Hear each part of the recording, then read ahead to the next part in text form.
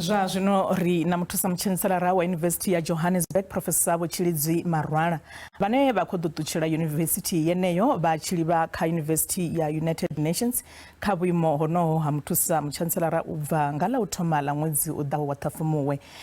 Masina ndi masiari Professor Vho Marwala ri khou vha ṱanganedza kha musi ri mbo ḓi thoma vha ri ṱalutshedze nga lwendo lwavho lwa zwa pfunzo u vhuya u swika vha tshi swika hafha hune vha vha hone ṋamusi. Nṋe ndi bva shangoni ḽa Duthuni.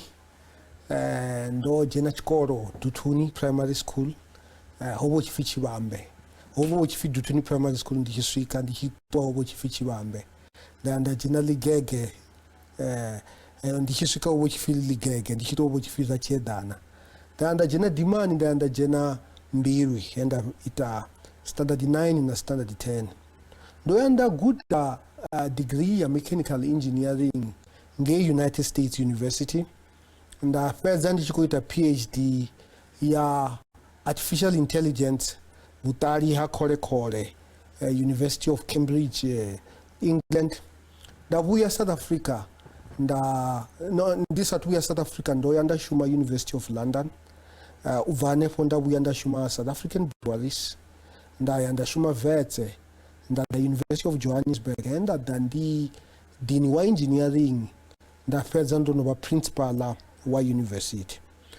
Musi ndi khou shuma kha dzi university ndo vha ndi tshi ḓi fhedza tshifhinga ndi dzi khampanini ndo vha ndi kha board ya Nedbank ndo to resigna zwino ndo vha ndi chairman wa Africa Health Research Institute nda dovha nda vha kha Nelson Mandela Foundation.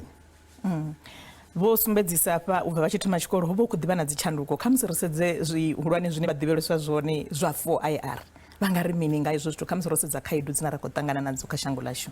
4IR ndi technology ine ya ita uri mitshini ive na vhuṱali ha vhathu. Ri a kona u amba na dzi founu dzi a kona u ri pfa musi ri tshi khou amba. Mitshini zwino i khou kona u gidimisa goloi nga yone ine. Hezwo zwithu zwi itea nga nṱhani ha heyo technology yo no pfi artificial intelligence ine ya vha fhasi ha technology ya fourth industrial revolution. Ndi afhio maano ane vho rali vha nga eletshedza vhaṅwe vho radzipfunzo uri vha sedzese kha musi kha mafhungo a tsedzuluso ri tshi khou sedza u tandula khaedu ine shango ḽa khou ṱangana naḽo? Kha mafhungo a muḓagasi ndi zwithu zwivhili zwine zwa khou funa u tandulusiwa.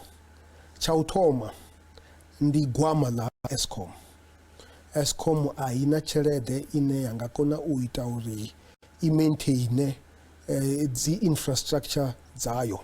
Tsha vhuvhili khamphani dzo no nga vho Eskom dzi ṱoḓa vhathu vhane vha vha technical, dzi ṱoḓa vhathu vho gudaho engineering and engineering yo gudiwaho a si electrical engineering fhedzi. Kha musi vha tshi tou khunyeledza ndi ufhio mulaedza une vha nga u livhisa kha vhaṅwe vhoradzipfunzo zwine vha nga ita u bveledzisa na iḽino shango ro sedza ḽine ḽi si ḽa pfunzo? Ri khou fanela u fhaṱa zwithu zwine dzi TVET ngori muthu wo phasa matric ri vhona unga vhoṱhe vha khou funa ya university, vhoṱhe a vho ngo fanela u ya university. Arali vhoṱhe vha ya university ikonomi yashu a i nga ḓo tshila.